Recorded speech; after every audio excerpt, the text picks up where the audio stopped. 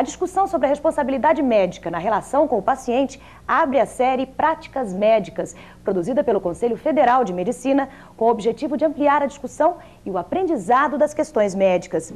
Esta série de vídeos tem como alvo a classe médica, os estudantes de medicina, os hospitais e instituições de saúde do país. Para falar sobre o erro médico e as suas implicações, está aqui o Dr. Júlio César Meirelles Gomes, assistente de ensino do Hospital Universitário de Brasília e um dos autores do livro Erro Médico, editado em 1999. Mas antes, a gente vai ver a recriação de um caso de erro médico. O episódio foi extraído dos anais do CFM. Os nomes e os lugares são fictícios. Vamos ver? A pressa, o estresse, o erro, a dor e a indignação. O que a gente quer é justiça. Que ele pague pelo crime que cometeu. Belo Horizonte, 15 de março de 1997. Elza dos Santos Moraes, 32 anos, prepara-se para uma cesariana. É seu segundo filho.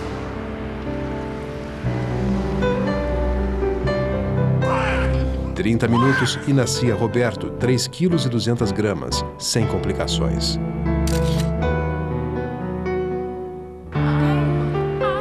Quatro dias depois, sentindo muita dor, Elza volta à clínica e procura o médico.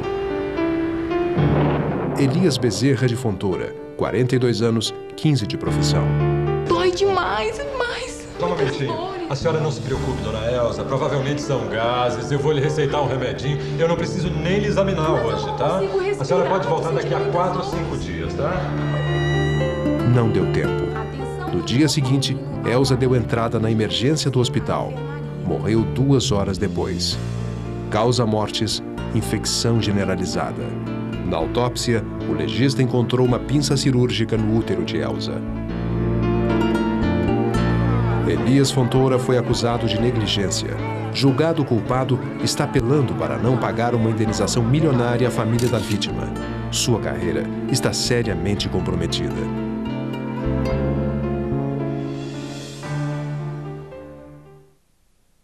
Doutor, esse foi um caso muito dramático. Quais as infrações que o senhor observa nesse episódio? Esse caso, então, ele ilustra, primeiro, o erro médico, né? Segundo o artigo 29, que é o dano provocado ao paciente.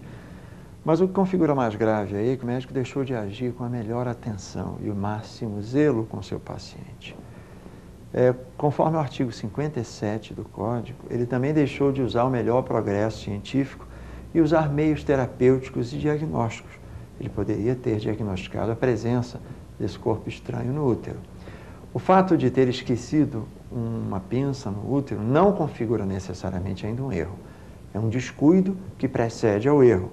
Ele poderia se recuperar desse erro se ele tivesse examinado a paciente naquele momento em que ela voltou ao consultório, em que ela disse a ele que não se sentia bem e ele disse que nem sequer examinaria. Então, são vários os conceitos que envolvem a significação do erro médico. Quais são esses conceitos? O que diferencia? O que é erro? O que é uma desatenção, um descuido? O erro médico, basicamente, é o dano. É toda vez que da ação do médico, do trabalho do médico, resultar dano ao paciente. E por que o dano? Quem vai ao médico vai na expectativa do bem. Vai sempre obter um bem, né? Um bem à sua saúde. E daí a pessoa sair do médico, sair da relação com o médico com um dano à sua saúde, um agravo, isso configura o erro. O que tem que ser diferenciado do mau resultado. Há pessoas que vão ao médico com a expectativa de obter um grande resultado, por exemplo, no caso de uma cirurgia plástica, e de repente não há o resultado de acordo com a expectativa dessa pessoa. Entretanto, a cirurgia resultou bem sucedida, não deixou cicatriz, não deixou nenhuma lesão, não houve infecção. Então, o erro médico tem que ser diferenciado do resultado insatisfatório ou do resultado em desacordo com a expectativa do paciente. E o início, a base do erro médico pode estar vinculado ao ensino da medicina? Tem alguma relação entre as duas coisas? O Conselho Federal de Medicina, ligado a outras entidades médicas, né, ele realizou um estudo a partir dos anos 90, montou uma comissão chamada SINAEM, Comissão Interinstitucional de Avaliação do Ensino Médico, cujo objetivo foi exatamente esse: fazer um diagnóstico sobre o estado de saúde das faculdades de medicina no Brasil. E esse diagnóstico não mostrou resultados muito favoráveis.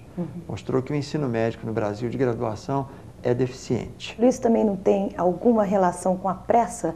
Eu digo, os médicos são obrigados a dar muitos plantões, a trabalhar em vários lugares, o número de atendimentos é sempre muito grande. Isso também não tem alguma relação com a incidência do erro médico? Veja, não só a pressa é inimiga da perfeição, né? Mas, sobretudo, a má remuneração. Quando o médico tem mais de 2 ou 3 empregos, isso significa que ele é mal remunerado em todos. E para obter um ganho considerável, ele obtém muitos empregos. Isso obriga a correr, a agir com desatenção, a trabalhar cansado, a trabalhar acima da sua capacidade de suportar a carga de trabalho. Tudo isso contribui para o erro médico. E existe um perfil do médico infrator?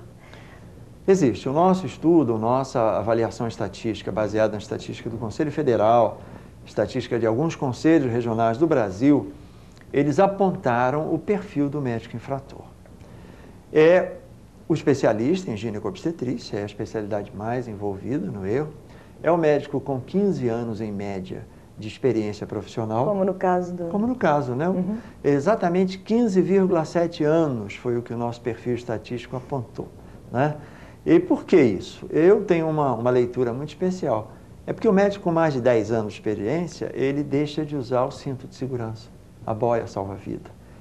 Ele se apoia um pouco na sua experiência, que ele acha que é consagradora. Ele confia na sua experiência, no seu tino, no seu senso clínico, às vezes, e deixa de usar os instrumentos, a rotina da segurança. O residente no hospital, ele trabalha com normas de segurança. Ele usa o cinto, ele usa a boia salva-vidas, né? E por isso ele erra menos. Não é isso?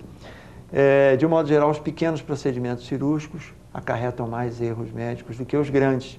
É muito raro ocorrer um erro médico numa cirurgia, por exemplo, de ponte de safena, uma cirurgia cardiovascular, porque são cirurgias tão complexas, tão sofisticadas, que o aparato de segurança é muito grande. O senhor também fala no seu livro, o erro médico, do predomínio da habilidade sobre o conhecimento teórico, que o médico está muito afastado dos livros, do estudo. Queria que o senhor comentasse isso.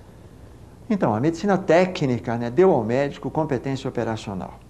Ele manipula endoscópios, ele manipula broncoscópicos, ele, como eu, lida com o aparelho de medir volume de pulmão, eu sou um especialista em pulmão, e com isso ele se afeiçoa demais ao aparelho e acaba esquecendo que atrás do aparelho há um ser humano, né?